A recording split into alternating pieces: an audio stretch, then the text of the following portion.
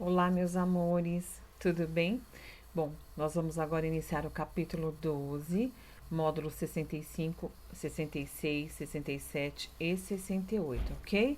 Então, nós vamos começar a falar do que? Da beleza em linhas certas. Essa beleza, uma das belezas entre linhas certas, que são classificados aí o poema. Então, veja bem, formas fixa e livre. Vimos nos capítulos anteriores que é possível expor nossas opiniões por meio de diferentes gêneros textuais. Com a resenha crítica, podemos compartilhar nosso ponto de vista a respeito da qualidade de um filme ou até mesmo de um bom livro, por exemplo. Já ao produzir uma crônica, podemos relatar um acontecimento corriqueiro, mostrando nossa percepção sobre ele e argumentando de maneira criativa. Estes textos, portanto, permitem certa subjetividade, pois contêm a opinião do autor sobre o que escreveu. Há gêneros textuais, porém, que são essencialmente mais subjetivos, no caso, os literários, que não têm compromisso com a objetividade e realidade. Nestes módulos, trataremos de um desses gêneros, no caso, o poema. Então vamos lá. Poema. Palavra que vem do grego poem, significa criar, compor, fazer. Por estar ligado ao processo de criação, é um gênero textual relacionado à literatura.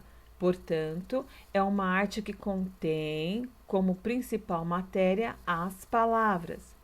Ao compor um poema, o poeta escolhe cuidadosamente as palavras e o lugar onde eles devem aparecer, dependendo do sentido que ele intenta ou transmite.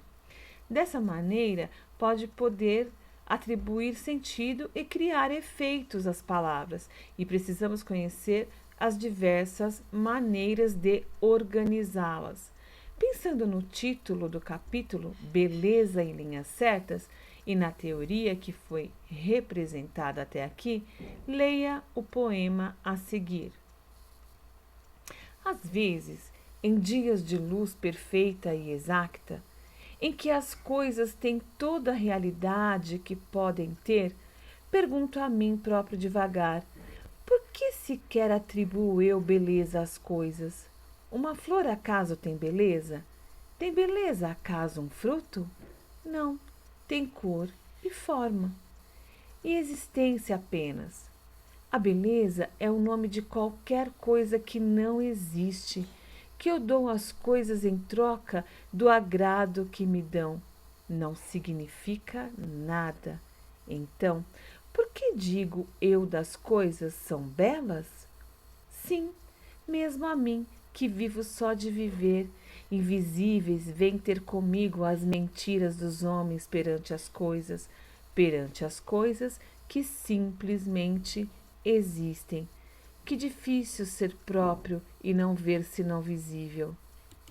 Bom, aí nós falamos do poema de Alberto Caeiro, né? Muito bonito por sinal.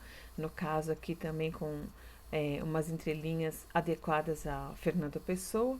E aí nós vamos falar o quê? Das estrofes e dos versos. O poema que você acabou de ler divide-se em linhas, as quais são chamadas de versos. Cada conjunto de versos recebe o nome de estrofe. Então vejam bem, olha. Todas essas linhas, todas, são chamadas de versos. Porém, cada conjuntinho aqui, ó, que nem essa primeira, às vezes em dias e termina em beleza as cores, aqui é chamado de estrofe, ok, meus amores? Bom, vamos lá às rimas. Trata-se da repetição de sons iguais ou similares entre uma sílaba e outra. Sílabas poéticas, ao contrário dos textos em prosa, o que diz ou se escreve que não é um verso. Os poemas não têm sílabas gramaticais, mas as sílabas poéticas são métricas. Então vejam bem, ó, tudo divididinho, ó. Minha terra tem palmeiras. onde canta o sabiá. As aves que aqui gorjeiam não gorjeiam como lá. Vejam a separação. A primeira eu tenho 8 sílabas, a segunda 8, depois 9, depois 7 sílabas gramaticais, ok? A diferença entre o número de sílaba gramatical e o número de sílaba poética ocorre por essas que são contabilizadas até a última sílaba tônica, no caso, quando ela é pronunciada com maior intensidade. No caso do verso, também são unidas as palavras, mas tem um som mais fraco. Forma livre e forma fixa. Em relação à estrutura dos poemas, podemos classificá-los de maneira principal, fixa ou livre.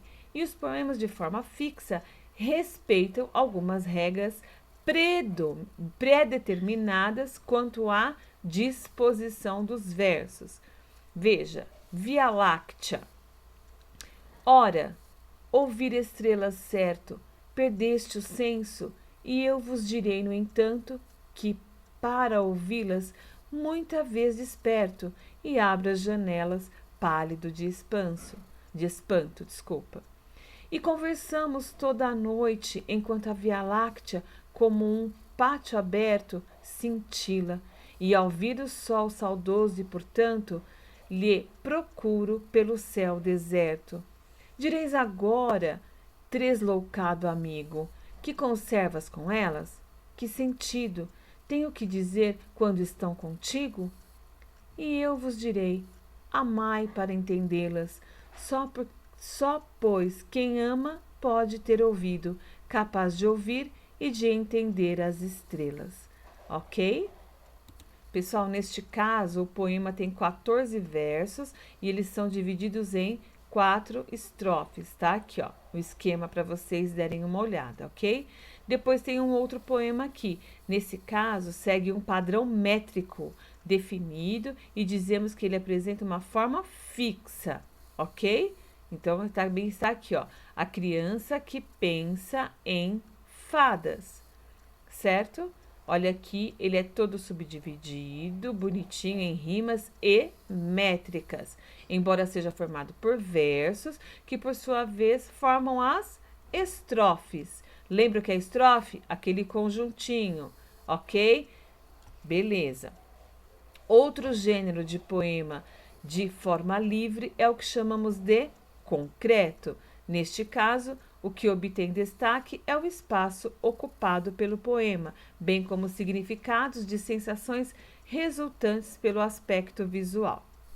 Meus amores, aqui eu deixo para vocês os exercícios da página 56, 57 e 59. Beijo grande, fiquem com Deus.